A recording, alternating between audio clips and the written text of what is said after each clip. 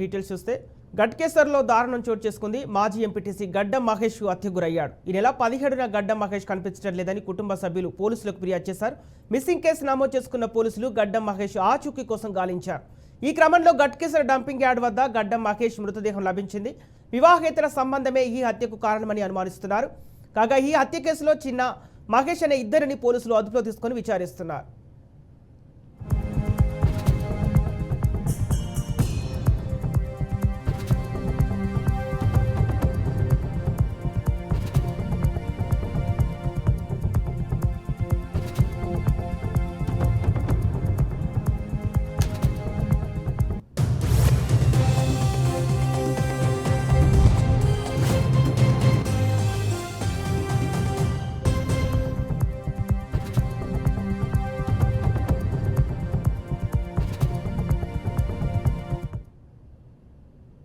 Breaking news చూస్తున్నాం. గట్కేసర్లో దారుణం చోటు చేసుకుంది. మాజీ ఎంపీటీసీ గడ్డం మహేష్ హత్యకు గురయ్యాడు.